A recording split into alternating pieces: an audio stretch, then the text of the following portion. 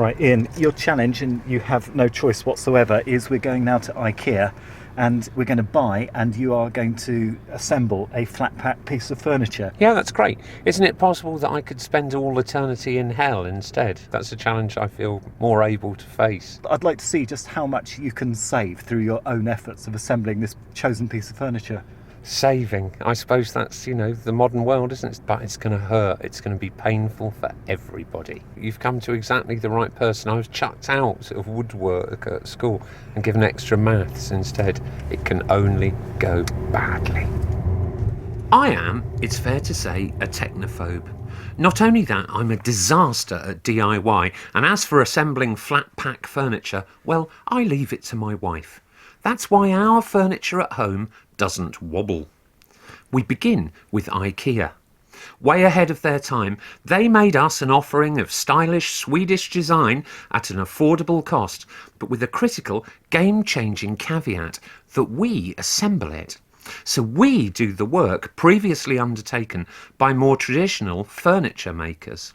Traditional furniture model would have been you order, it's made to order, they'd say 4 weeks. Steve Burt is Professor of Retail Studies at the University of Stirling. You then phone them up after 6 and say, where is it? And they say, production problems, it'll be another couple of weeks. And it would take perhaps 8 weeks to get a wardrobe or a set of drawers. And what this is instant gratification, okay, at a price, low price, but you put it together, but you can take it home as long as it fits in the car. So it's really changed the way that we shop for furniture. Welcome. Please scan your first item. Unexpected item in bagging area. Remove this item before continuing. As the self-service revolution has picked up speed, so consumers have increasingly become producers. Not only do we build our own furniture, we've become our own supermarket cashiers, bank tellers and airline check-in staff. When I was a student back in the analogue 70s, I worked as a petrol pump attendant. Now, I can't remember the last time I saw such an exotic creature.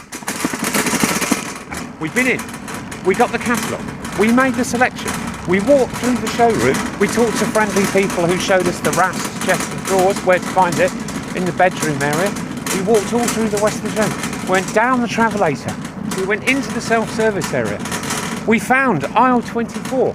We found location 5. We found ourselves one for the use of. Flat patch chest of drawers. We've come out in entirely the wrong place. So we're going to go back down this ramp, is it? Yep. And so far in, I think that took about 45 minutes from entering the store to exiting. Now to drive home and start the assembly. I told you that was our car. I told you it was here. That's our marital dispute. Friction already with Mark, my producer, and we've not yet left the car park.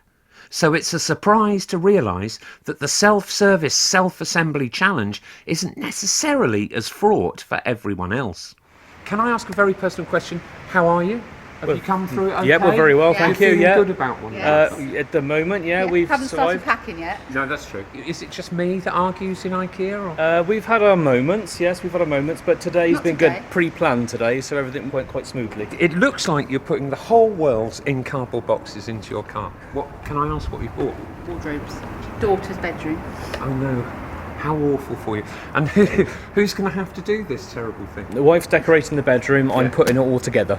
Every time I've ever done it, I've cut my hands, I cry. Is it me or is it something in the process, do you think? To be honest, I find it quite easy, I don't have any problems with it. Teamwork. Teamwork, yeah, so yeah, very easy. Yeah. I contrast self-service shopping with my old mum working in the co-op in my hometown of Newhaven on the Sussex coast. She would cut up blocks of butter and lard for customers rather than selling it pre-packaged. Today, I live in a small town in rural Powys where some neighbours tell me that although they've heard of self-service checkouts, they've never actually used one. It's about time, you might think, for me to man up, to emerge from my lair in mid-Wales and test the temperature of the self-service water, to find out what these self-checkouts are like for the rest of you, to really get to grips with the loneliness of the long-distance shopper. Put all items aside. It's more efficient, it's quicker. Queuing, I guess, is for people that have got big trolleys and full of stuff, so it's quicker to get through in a more efficient way. Gentlemen, you look like you've done a weekly student shop here. Yeah. And do you use the self-checkout? Yeah, we just did. So you've done a big shop. Why do you put that through self-service rather than queue up? It's still quicker because they can have more self-service machines than tills, and so if everybody uses the self-service machines because there's more of them, people just get through quicker. And the queues are still generally smaller for the self-service ones. Even if I'm buying two things, I cannot bear the self-service tills. Why do you think? Might be age, I don't know. Nonsense. I have used them, and anytime I've used them, I have pretty much always encountered a problem with them. We're just a bit old school and we actually deal with people, and I have had one experience where the change didn't come back correctly. Have you? And yeah, just the once, but that sort of put me off, and I just stuck with, going through the normal checkout system. Does it feel friendlier, or is it like service? Or? Oh, yes, because we're regulars here, so you get to know some of the assistants quite well, and they're very, very nice people, and we're very comfortable dealing with them in the way we do. From my straw poll, I reckon there's a strong generational divide in terms of those who do and don't embrace self-service technology. But then I met Brian Roberts, Insight Director with Kantar Retail.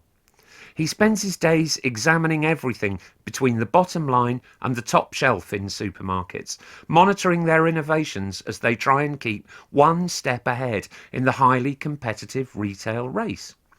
He'd just come hot foot from Watford, visiting 3 large state-of-the-art stores. What, I asked him, is his sense of the acceptance and use of self-service?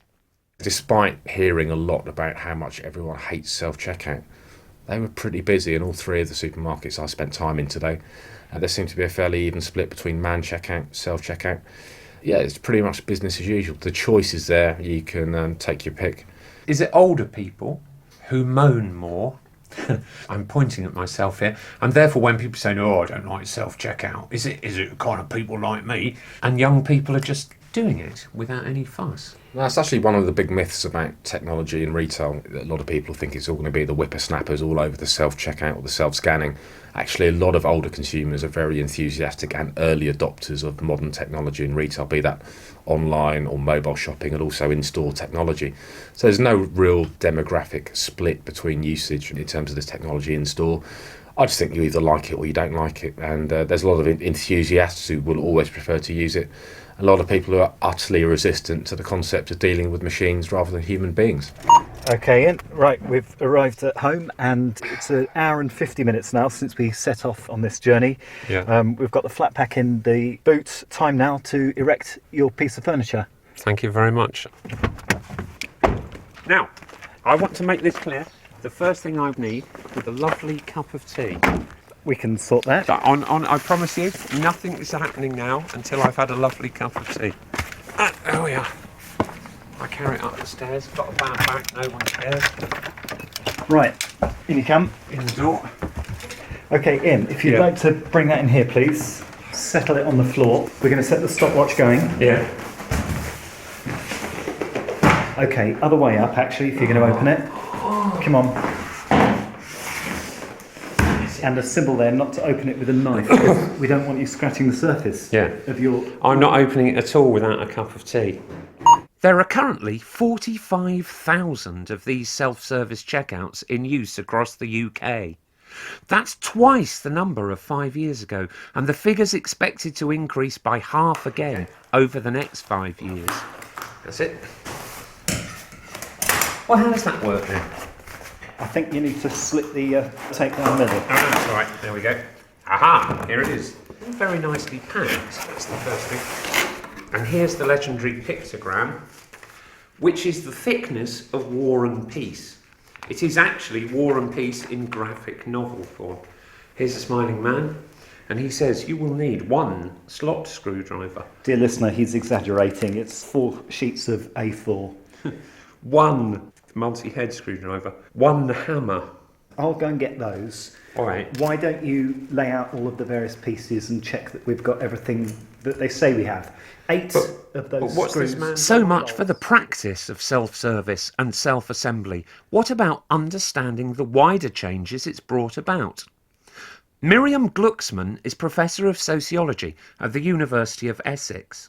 She's long been interested in the shifting patterns between what's seen as paid and unpaid work, where it's done and by whom.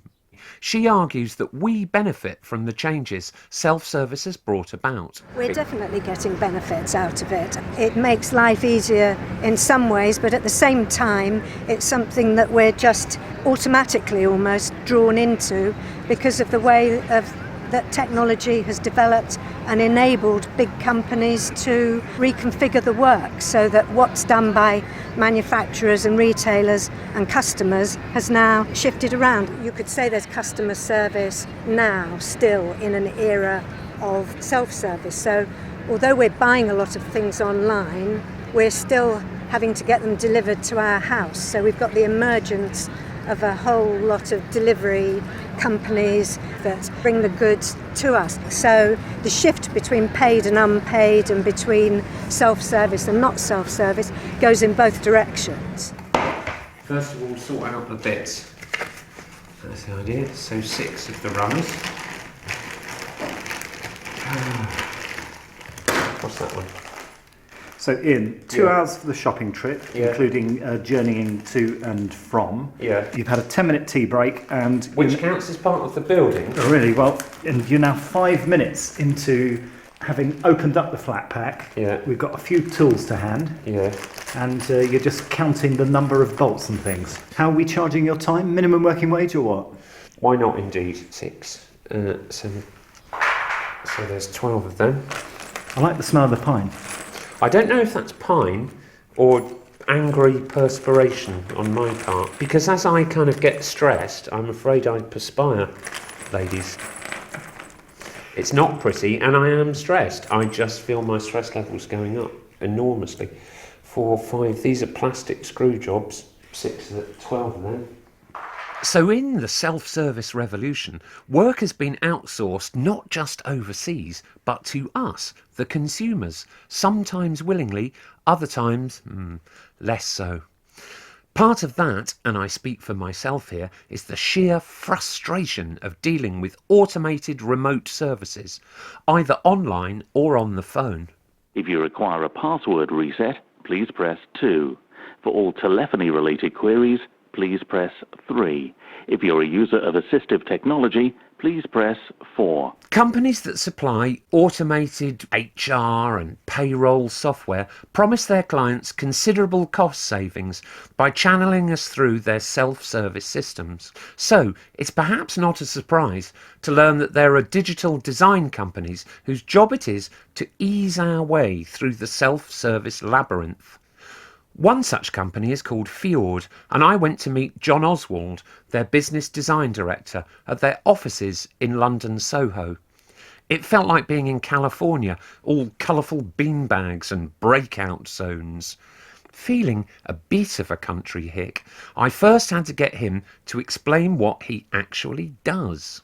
We design services for people, digital services mostly, but ultimately services that try and fix a pressing need that people have. So we work for quite large clients mostly, financial services people, retailers, utilities, to try and help them figure out how digital services are going to help solve problems for their end customers. Yeah. So what is service? So increasingly we're in an economy which is largely driven by things that are automated, things that are on the internet, things that exist on our phones. And I guess what we mean by service is a platform or an experience that helps us solve a problem or do something differently.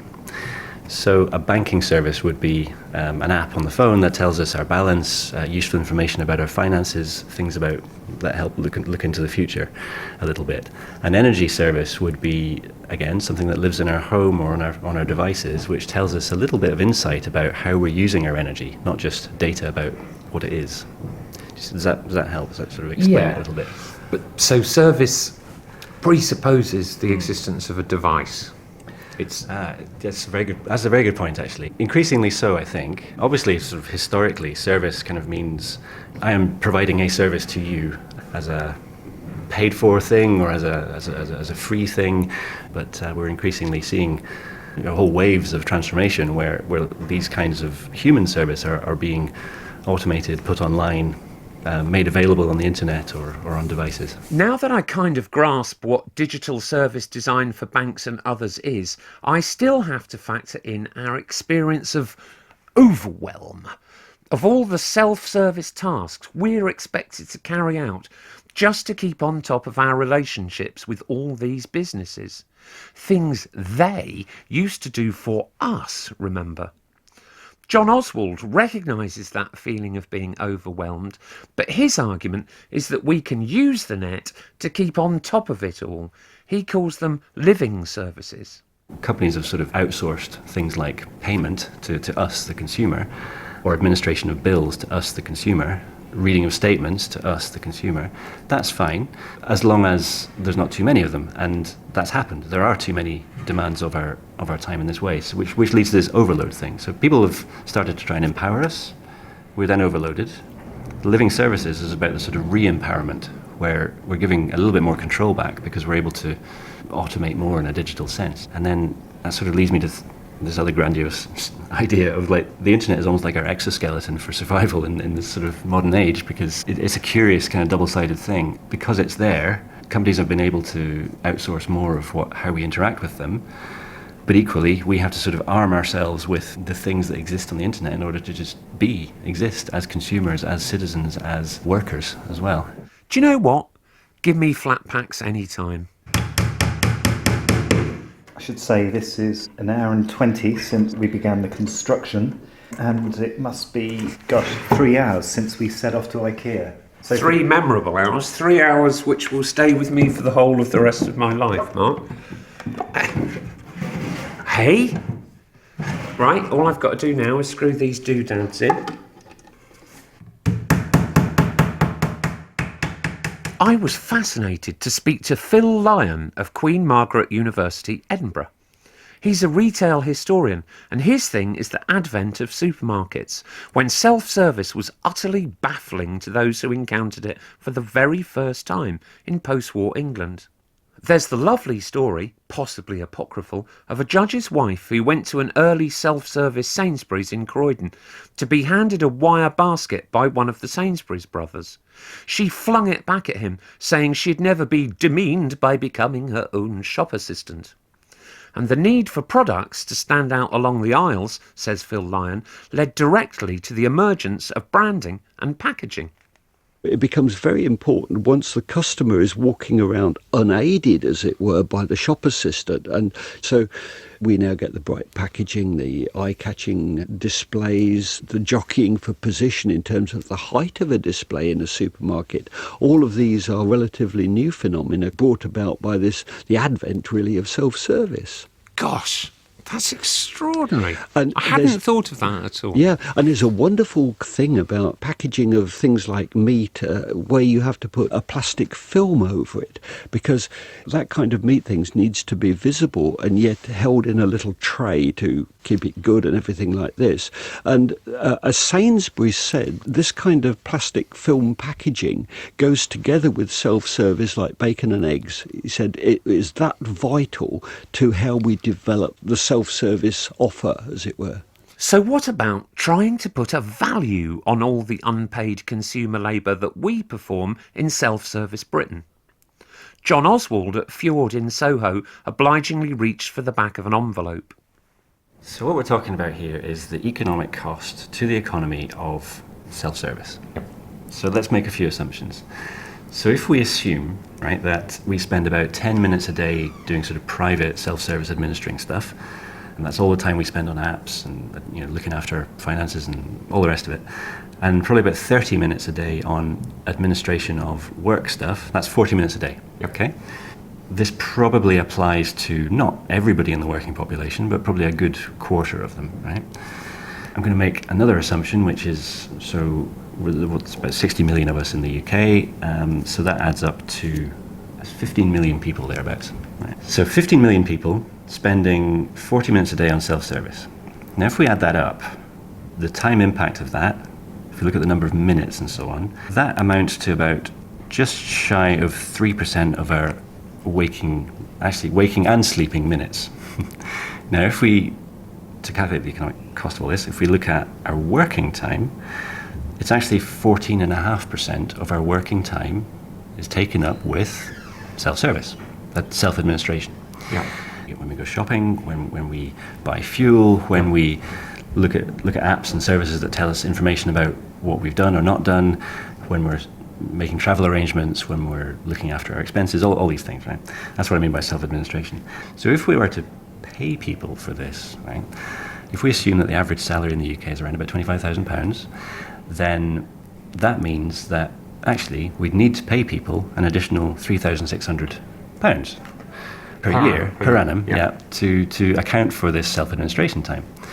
And if we add that up across the working population of 15 million people, that leads us to an economic cost to us, the consumers, which is unaccounted for elsewhere, of, we think, approximately £5.4 billion.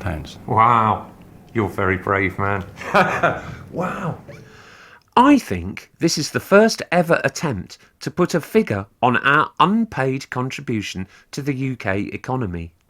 5.4 billion is a mighty big sum.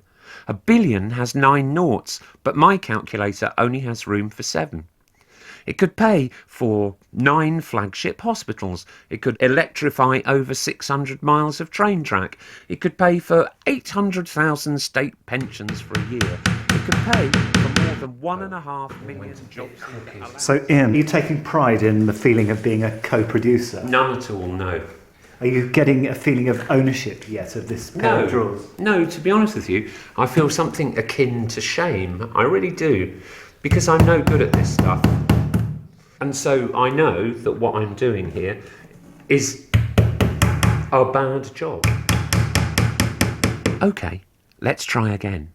£5.4 billion. We put that figure of unpaid consumer labour to a former Treasury economist, James Meadway, of the New Economics Foundation. He broadly accepts the sum and the assumptions we made in arriving at it, but he says it's very difficult to decide where to allocate it, as a gain for business, for example, or as a gain for shoppers in terms of reduced prices. I mean, how do we use this figure?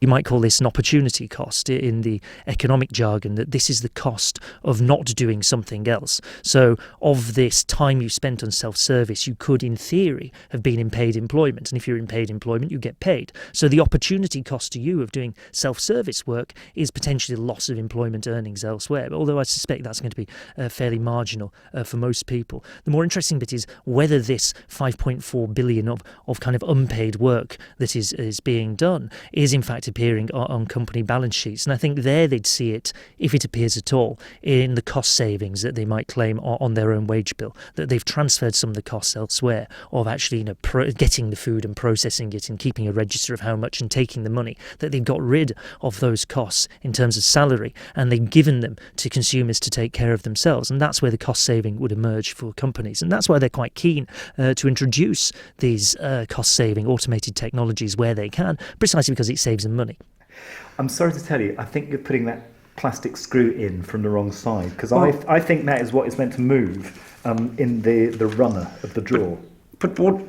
Oh, yes. I think the head of the screw should be on the inside of the drawer, not on the outside. Right. The bulk of any cost base in a mass retailer is the cost of goods sold, so it's actually the buying of the product and the transportation of the product. Steve Burt. What you've got in these very large businesses is high volume businesses, and the trick really is just making even very small savings on a high turnover is quite substantial. Labour costs in large stores and large store retailers will be somewhere between 6, 8, 10% depending on the retailer.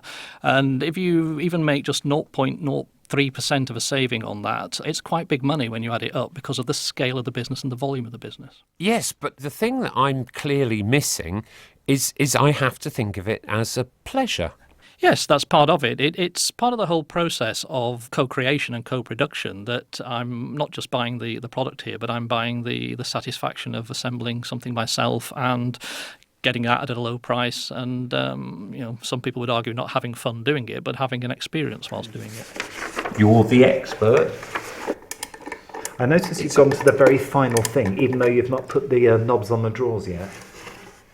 Call me pedantic. Hello. Good Lord, you did that without me seeing. So, what really drives the increase in self-service across British retail? Is it, as we're constantly told, because it empowers us, the consumers, gives us greater freedom, choice and flexibility? Or is it because the businesses can save money by reducing their workforces? Retail analyst Brian Roberts. There's a number of different ways of looking at this. The best case scenario, if you will, is that they are doing it purely to provide choice for shoppers. And I think that they do have a point. Lots of shoppers would prefer, certainly in urban areas, not to have go through this enforced jollity with a checkout operative. What they want to do is really just get in and out, buy 3 or 4 items and not necessarily have that human interaction. From the retailer's point of view, there's definitely a cost saving involved. So if you think about in a major supermarket, they can replace, say, 5 or 6 checkout operators with a single person who can oversee the same number of self-checkouts. And there are some retailers, notably WH Smith, who are quite open about the fact that they're rolling out self-service across their estate, mainly as a cost saving. So, you can take the benign point of view, which is it's about choice, but I think at the end of the day, it will be saving them labour costs over the long term as well. Fundamentally, and it's not easy this, but Brian's challenge, I realise, is to my nostalgic memory of shopping in Newhaven, long before the charity shops and boarded up frontages had taken hold, before life had leached away from the high street. Shoppers, ever since the 1950s, have decided they have better things to do with their time than traipse up and down the high street to 9 different shops, as they are deciding now that they've got better things to do with their time than to go around 6 shops a month, which is why the online retailers, like Amazon, and also the online iterations of the high street stores are doing so well. So it's a gradual evolution, and I'd love to see a thriving high street, but sadly we have to face facts that doesn't necessarily serve the best needs of a time-pressed bunch of consumers we have in this country. It's the opening of the chest of drawers made by myself.